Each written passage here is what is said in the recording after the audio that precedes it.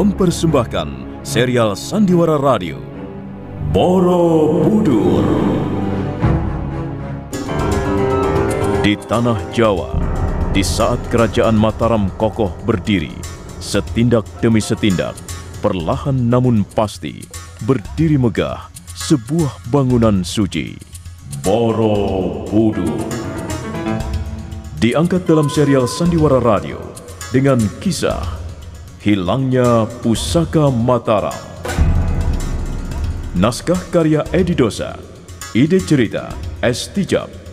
Para pelaku, Petrus Urspon sebagai Gunadarma, Edos sebagai Ki Umbul, Desi Indah sebagai Gandu, Insan sebagai Risang Janaka, Nugraha sebagai Busu Dandai, Wiwi sebagai Rakewatan, Bambang Suryo sebagai Busu Tarai, Dewi Ayu sebagai Diah Lokapala, Devi Kurnia sebagai Dewa Kinara.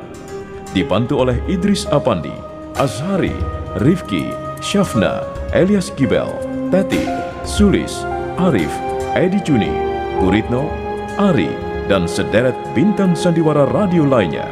Pembawa cerita Asdi Suhastra, sutradara Edi Dosa.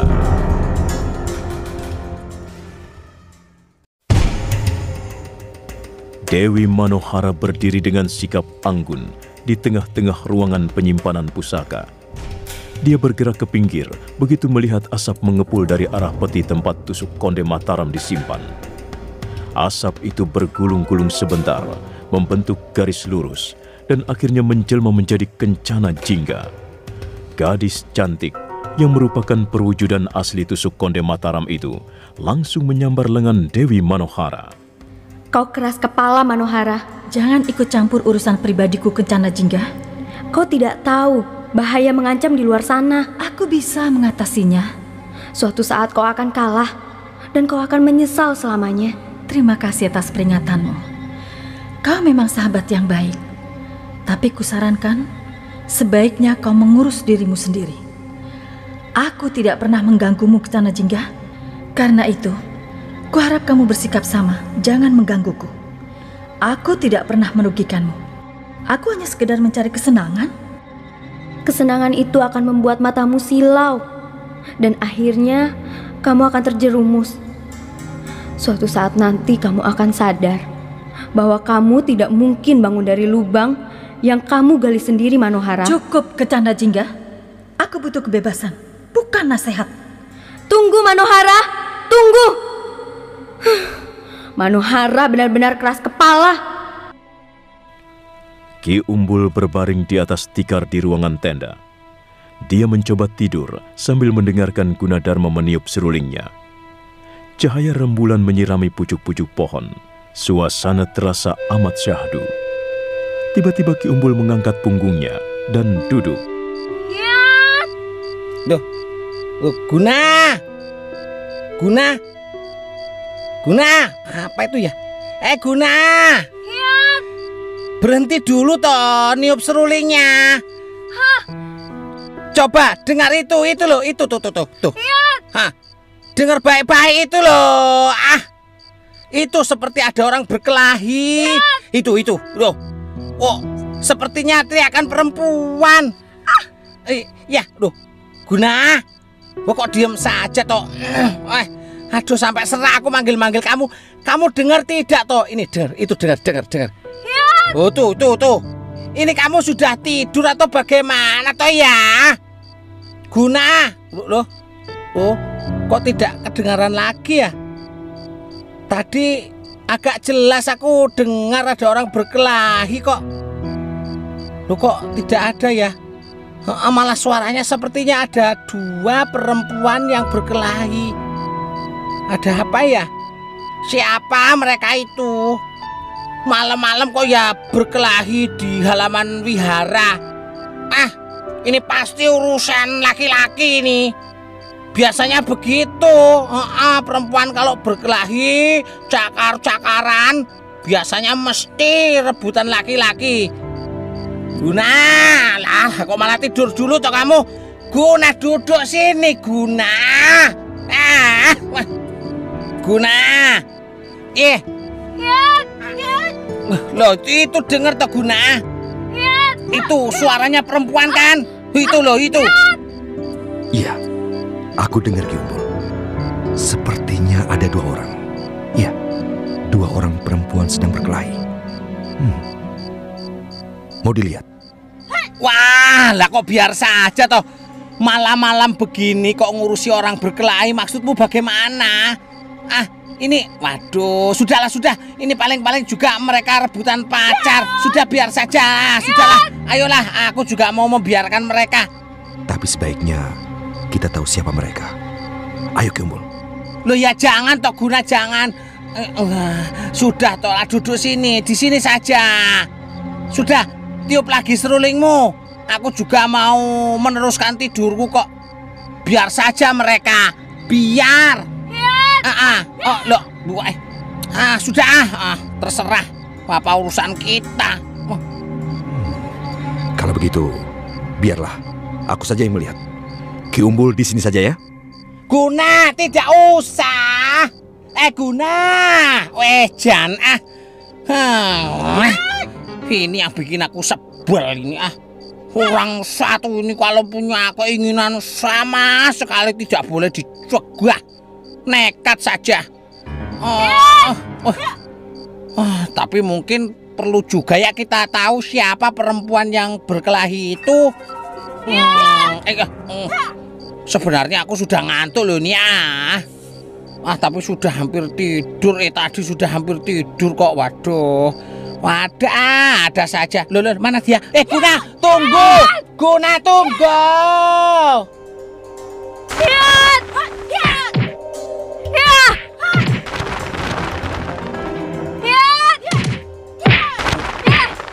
Siapa mereka, Guna? Siapa? Mana aku tahu. Sepertinya dua-duanya cantik ya, Guna ya.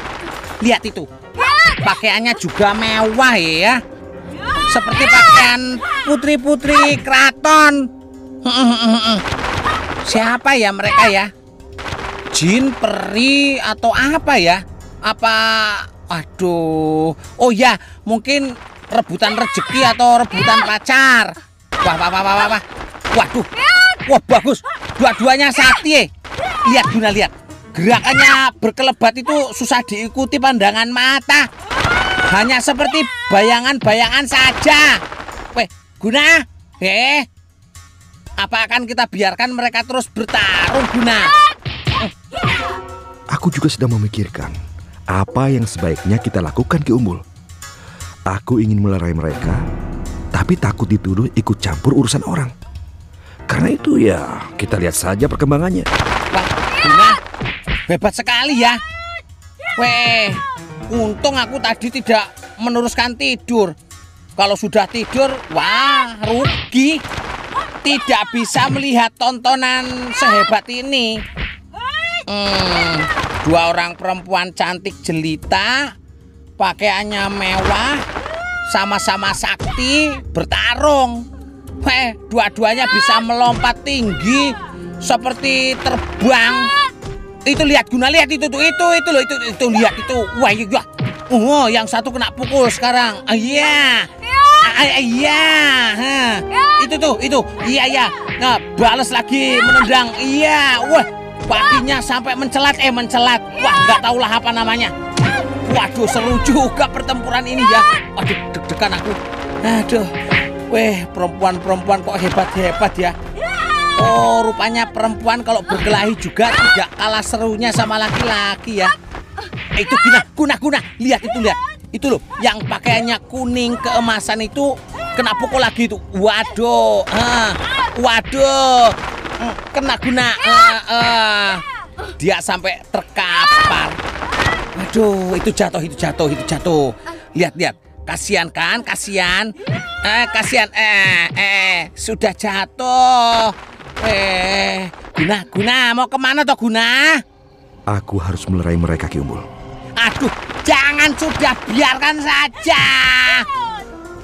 Tidak baik membiarkan perkelahian sekalipun yang berkelahi perempuan. Membiarkan perkelahian sama saja dengan menyukai perbuatan kekerasan. Karena itu, aku mempunyai tanggung jawab untuk memisahkan mereka. Aku tidak kenal mereka. Aku tidak tahu apa sebabnya mereka berkelahi. Tapi aku harus melerai mereka. Biarkan saja Guna, biarkan. Sudahlah. Aduh, jadi orang mbok ya jangan terlalu baik toh. Nanti malah susah sendiri. Sudah. Ya, kukira aku biasa-biasa saja. Aku tidak ingin menjadi orang yang baik. Tapi kalau soal perkelahian, yang bisa menimbulkan orang terluka atau terbunuh, masa kita tinggal diam saja? Sudahlah Ki Umbul, aku tidak akan lama. Ki Umbul tunggu saja di sini. Aku akan segera kembali. Wah, selalu saja begitu. Selalu tidak mau dilarang. Ya sudah, sana pergi. Ikut saja sekalian berkelahi sana. Iya. Wah, aku tak nonton dari sini. Wah, sebel aku.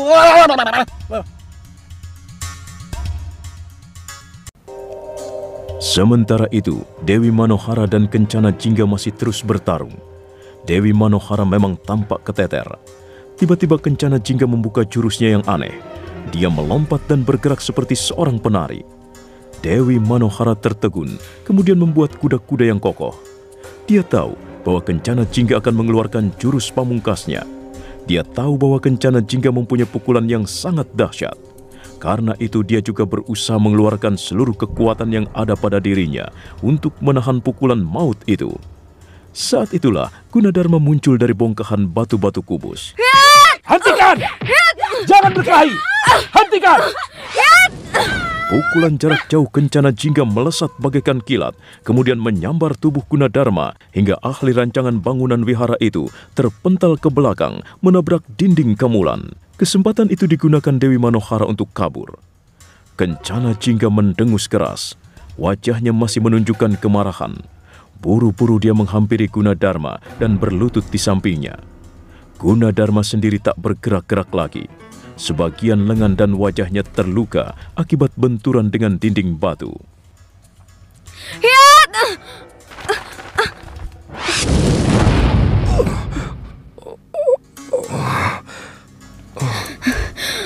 Kau. Bodoh sekali orang ini. Mengapa dia tiba-tiba berdiri menghadang pukulanku? Aku menyesal sekali. Aku tidak bermaksud melukainya. Tuan. Aduh, nampaknya dia terluka dalam. Mudah-mudahan saja lukanya tidak parah. Dia hanya pingsan. Untung bukan kepalanya yang membentur batu-batuan. Aku benar-benar menyesal. Tuan, apakah Tuan bisa mendengar suara saya? Dia benar-benar tidak sadar. Tampan sekali orang ini. Kalau tidak salah, aku pernah melihatnya. Dia yang memimpin pembangunan Kamulan Bumi Sambara. Oh iya, Gunadarma. Kalau tidak salah, orang ini yang bernama Gunadarma. Memang tampan sekali wajahnya. Tubuhnya juga tegap dan gagah. Oh, sayang kalau dia pingsan terlalu lama. Jangan takut, Tuan. Saya akan berusaha membuat Tuan sadar kembali. Saya tahu Tuan terluka dalam akibat pukulan saya. Tapi saya akan berusaha mengobatinya. Oh, mana toh ini Gunadarma? Kok ya belum kembali juga toh ya? Dan kok, wah, pertarungannya berhenti. Wah, tapi kemana dua orang perempuan itu tadi ya? Selalu begitu, sebel aku. Tadi sudah dilarang pergi masih juga nekat. Sampai sekarang malah belum juga kembali. Oh, Gunadarma, kamu kok ya bikin mangkel hatiku saja toh ya. Apa dia tidak tahu kalau dia mengalami sesuatu, terus aku Ki Umbul ini yang repot. Sudah berapa kali terjadi begitu coba?